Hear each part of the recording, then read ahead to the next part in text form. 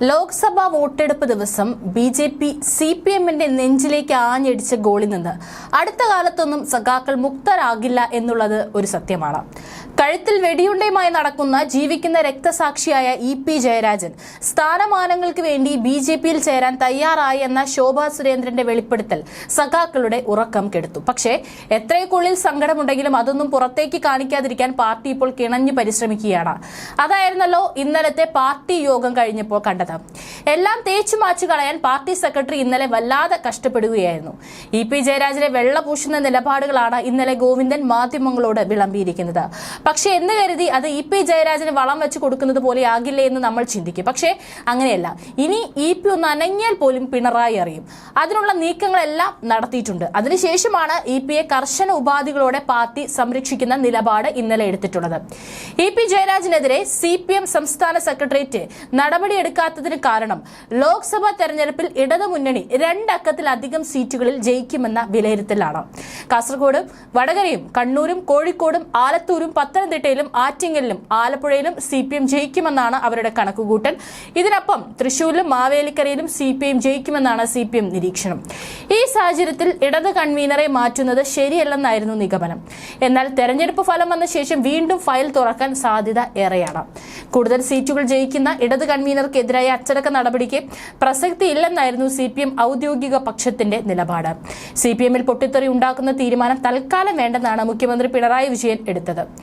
ഇത് സി.പി.എം സംസ്ഥാന secretary MV. ഗോവിന്ദനും അംഗീകരിച്ചു. ഇതോടെ ഇ.പി. വിഷയത്തിൽ പ്രശ്നപരിഹാരവുമായി. എന്നാൽ തെരഞ്ഞെടുപ്പ് ഫലം വന്ന ശേഷം ഈ വിഷയം സി.പി.എം കേന്ദ്ര കമ്മിറ്റി പരിശോധിക്കാനും സാധ്യതയുണ്ട്. ഇ.പി. പാർട്ടിയുടെ കർശന നിരീക്ഷണത്തിലാകും. മോശം കൂട്ടുകെട്ടുകളിൽ നിന്നും ഇ.പിയെ രക്ഷിക്കാൻ വേണ്ടിയാണ് ഇത്. ബി.ജെ.പി. നേതാവുമായി ഇ.പി. ജയരാജൻ കൂടിക്കാഴ്ച നടത്തിയത് ന്യായീകരിക്കാനാകില്ലെന്ന് തന്നെയാണ് സി.പി.എം സംസ്ഥാന സെക്രട്ടേറിയറ്റ് നിലപാട്. ജയരാജൻ പാർട്ടി കേന്ദ്ര കമ്മിറ്റി അംഗവും ഇടതുമുന്നണി കൺവീനറുമാണ്. ഈ നിലയിലുള്ള പെരുമാറ്റവും നിലപാടുമാണ് അദ്ദേഹത്തിന്റെ ഭാഗത്തു നിന്ന് ഉണ്ടാകേണ്ടതെന്നും ആ വാസ്തവങ്ങൾ പ്രചരിപ്പിച്ചവർക്കെതിരെ കേസ് കൊടുക്കുമെന്നും സി.പി.എം സംസ്ഥാന സെക്രട്ടേറിയറ്റ് ജയരാജന് നിർദ്ദേശം നൽകി. എന്നാൽ ഇ.പിക്കെതിരെ അച്ചടക്ക നടപടിയൊന്നും സി.പി.എം കൈക്കൊണ്ടില്ല. അച്ചടക്ക നടപടി ഉണ്ടാകില്ലെന്ന് ഉറപ്പിക്കാൻ കൂടിയാണ് ഇ.പി. യോഗത്തിനെത്തിയത്. തന്റെ ഭാഗം വിശദീകരിക്കുകയും ചെയ്തു. ഇതോടെ ഉപദേശത്തിലേക്ക് അച്ചടക്ക നടപടി ഒതുങ്ങുകയായിരുന്നു. കണ്ണൂരിലെ രാഷ്ട്രീയത്തിൽ അതുണ്ടാക്കുന്ന പ്രതിഫലനങ്ങൾ തിരിച്ചറിഞ്ഞ് പിണറായിയും ഇ.പിയെ കൈവിട്ടില്ല. പാർട്ടിക്ക് വേണ്ടി വെടിയേറ്റ് വീണിട്ടും പതറാതെ മുന്നേറിയ സഖാവിനെ തൽക്കാലം പരസ്യമായി സി.പി.എം സംസ്ഥാന നേതൃത്വം ഇനി തള്ളിപ്പറയില്ല. വിശ്വാസമില്ലെങ്കിൽ ഇടത് കൺവീനർ സ്ഥാനം ഒഴിയാമെന്ന നിലപാടാണ് സി.പി.എം സംസ്ഥാന സെക്രട്ടേറിയറ്റിനെ ഇ.പി. ജയരാജൻ അറിയിച്ചത്. എന്നാൽ കൂട്ടുകെട്ടുകൾ ശ്രദ്ധിച്ചാൽ മതി എന്നതായിരുന്നു മുഖ്യമന്ത്രി പിണറായി വിജയന്റെ നിലപാട്. ഇതിനപ്പുറം ഒരു വിമർശനത്തിന് മറ്റ് സെക്രട്ടേറിയറ്റ് അംഗങ്ങളും മുതിരുന്നില്ല. ഇതോടെ രാജിവെക്കാമെന്ന ജയരാജന്റെ നിർദ്ദേശം തള്ളുകയും ചെയ്തു. ജയരാജനെതിരെ സംഘടനാ നടപടിയെടുക്കാൻ സി.പി.എം സംസ്ഥാന സെക്രട്ടേറിയറ്റിന് കഴിയുകയുമില്ല.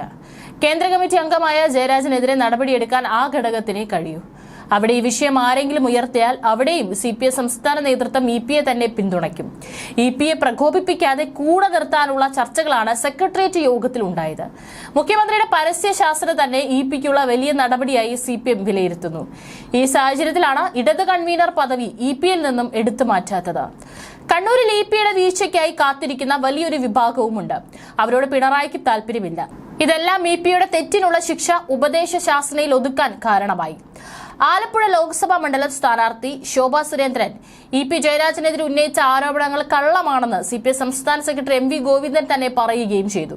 ശോഭയ്ക്കെതിരെ നിയമ നടപടി സ്വീകരിക്കാൻ ഇ.പി. ജയരാജന് നിർദ്ദേശം നൽകിയിട്ടുണ്ടെന്നും കമ്മ്യൂണിസ്റ്റ് വിരോധമാണ് ആരോപണങ്ങൾക്ക് പിന്നിലെന്നാണ് എം.വി. ഗോവിന്ദൻ തിരുവനന്തപുരത്ത് ചേർന്ന വാർത്താ സമ്മേളനത്തിൽ വ്യക്തമാക്കിയത്.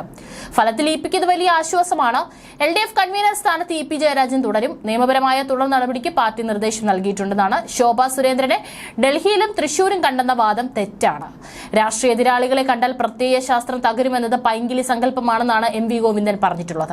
ഏതായാലും ഒന്നും ഇതുകൊണ്ട് അവസാനിക്കുന്നില്ല. എല്ലാം തുടങ്ങിയിട്ടേയുള്ളൂ. നരേന്ദ്രമോദി സർക്കാരിന് 3ാമതും അധികാരം കിട്ടിയാൽ കേരളത്തിലെ സി.പി.എമ്മിനെ ചുരുട്ടിക്കെട്ടാനുള്ള എല്ലാ സാധ്യതയുമുണ്ട്. കാരണം വീണ വിജയനെതിരായ കേസുകൾ, മുഖ്യമന്ത്രിക്കെതിരായ ലാവ്ലിൻ കേസ്, ലൈഫ് മിഷൻ കോഴ, കരുവന്നൂർ വായ്പ തട്ടിപ്പ്, ഇതൊക്കെ മാത്രം മതി സി.പി.എമ്മിന്റെ കഥ കഴിക്കാൻ. അതുകൊണ്ട് ഇ.ഡിയുടെ റഡാറിലുള്ള പല സി.പി.എം നേതാക്കളും മറുകണ്ഠം ചാടാനുള്ള സാധ്യതയുണ്ട്.